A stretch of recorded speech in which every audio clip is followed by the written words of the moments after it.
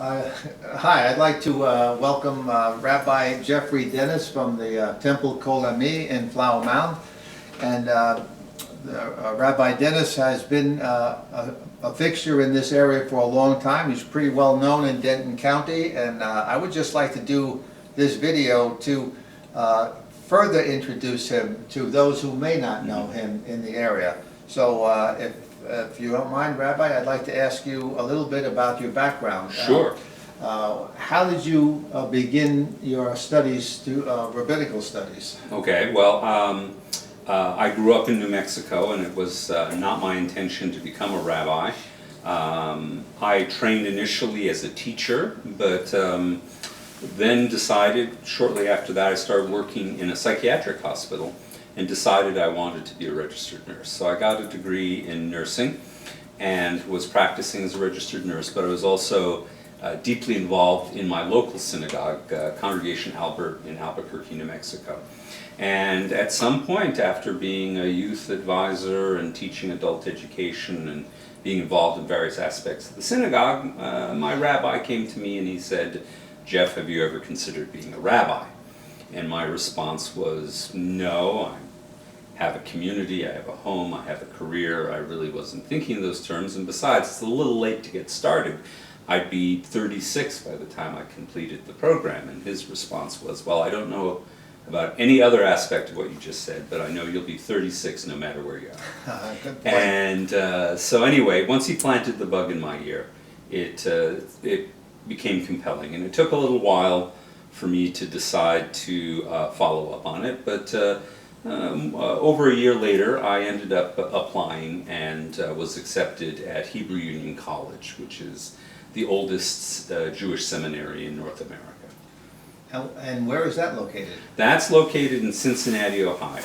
It actually has branches all over the country, and every rabbinical student starts out in Jerusalem. So they have a campus in Jerusalem. So I spent a year living in Israel and then came back to Cincinnati for the remaining 4 years of my program. Oh, I see. So it is a 4-year program It's a of 5-year studies? program. 5-year total of 5-year program right. of studies. Yeah, it's a 5-year master's degree. It's terrible. And then you actually get a degree from the rabbinical university? You get a master's degree and then you get an ordination degree. And at that point you are you're designated as a rabbi? That's right. Well, you're literally, hands are laid on you. I see. The Rosh Yeshiva, the head of the rabbinical school, declares you qualified to teach and to judge, and they send you on your way. I see. And once you have that designation and that degree, can you then join a temple? You apply to join? Well, no. So it's rather like a guild operation. So I become a member of a rabbinical organization, in my case the Central Conference of American Rabbis, and any congregation that wants a rabbi will go to the CCAR and request a list of available rabbis who are interested. They'll give a profile of their congregation. So it's rather like the old-fashioned way of arranging a marriage. Each side comes, presents their best qualities to each other. They arrange a meeting. A number of rabbis go out and meet with the congregation. They interview, they demonstrate their skills, and then the congregation picks from that list someone that they want to hire. And so how did you end up with Temple Kol Ami? Temple Kol Ami. Well, I had actually been interested in Kol Ami the year I was ordained, but they had to withdraw. They figured out that they really didn't have enough money to execute their plan. So instead I took a position as an assistant rabbi at Indianapolis Hebrew Congregation in Indianapolis, Indiana. And I did that for 3 years when Kol Ami came back into the cycle. And I had been interested in going there in the first place. I always thought of myself as, because I was older, I always thought of myself as the solo rabbi in a small congregation rather than in a big one. And Texas put me very close to my family and my wife's family in New Mexico, so it seemed like a good choice. So I interviewed with Kol Ami. They interviewed a number of people, but thank God I won out and I got the position. And at the time that you interviewed for the position, where were you? Then I was in Indianapolis. There I was Indianapolis, the all right. assistant rabbi at a large I see. congregation. So then you moved to Flower Mound. That's right. And took over this That's right, position. 1999. Ah, excellent. So, okay, and how long have you been here now? I've been here now 15 years, going on my 16th year. And how often do you have services? The traditional model for Jewish worship system is that we worship on Shabbat twice, in the evening and in the morning on Saturday, evening Friday, Saturday morning. You can technically have a service 3 times a day if you want to, but most people don't turn out for weekdays, and so the Sabbath is the major times we have services. Then holidays. If you love holidays, then Judaism is the religion for you, because we got holidays coming and going. That's right. All right, well, that's very interesting, how you become a rabbi, and the fact that you actually interviewed for this position. Right. I got this one. So when you get a position like that, how are you compensated? I mean, you're running a congregation. Right. So as far as the laws of the United States, which play a big role in how this is done, is you are a contracted worker. You're not actually an employee of the congregation. So what they do is they create a contract for you for a set period of time, any parameters the congregation wants to set on it, any parameters the rabbi needs to set on it, and they negotiate those, and then they set upon what is called the package. The package is your salary plus a limited number of benefits, insurance, maybe an educational expense line, a couple of things like that. And how would that be funded? Each congregation funds by different means. Many older congregations, for example, will have foundations with endowments, and that provides a major source of their funding.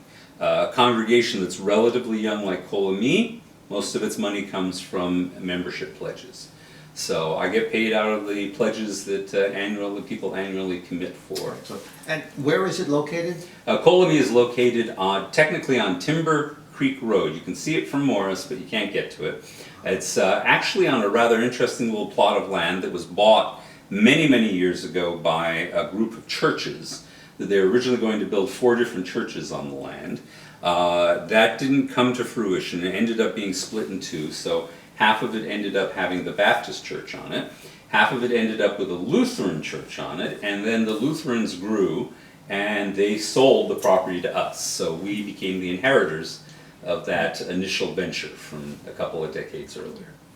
All right. Well, let me go into a couple of other things. Sure. My research indicates that you also took up nursing, and you That's became right. a registered nurse. I was a registered nurse before I was a rabbi. I'm a second vocation rabbi, as it were.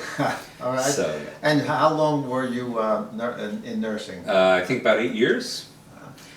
And where was that? That was in Albuquerque. Initially, I was recruited and worked as a cardiac critical care nurse, and worked in telemetry, monitoring patients post events for cardiac problems.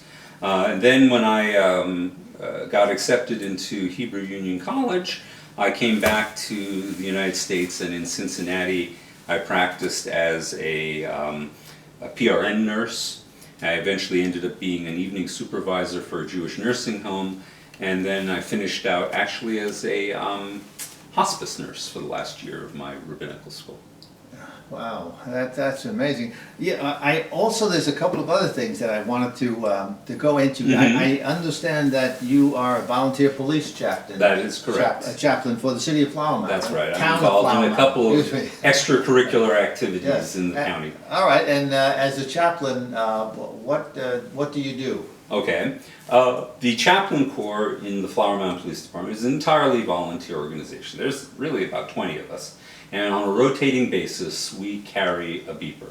Now, in theory, we're available to anyone in the police department who wants to use us at any time. But most of the time, what we do is we're there for emergencies. And if there is an emergency, usually a death or an accident or a traumatic event, the police will contact us, ask us to go with them.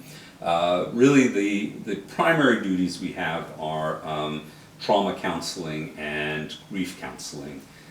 We do the notifications of deaths of family members and things like that.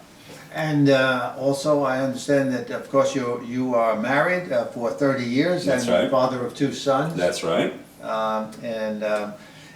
Let me see. There's so much about you here, but we're trying to cover this in a short time. Sure. But is there anything else that you would like to mention? I teach at the University of North Texas. Beautiful. For the last 15 years, I've been.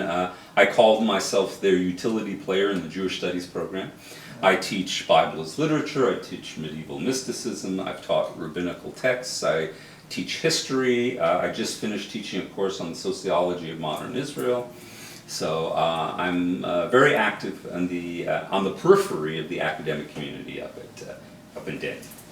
Well, there's so much more, I'm sure, that we can learn from talking with you. But this is a short video.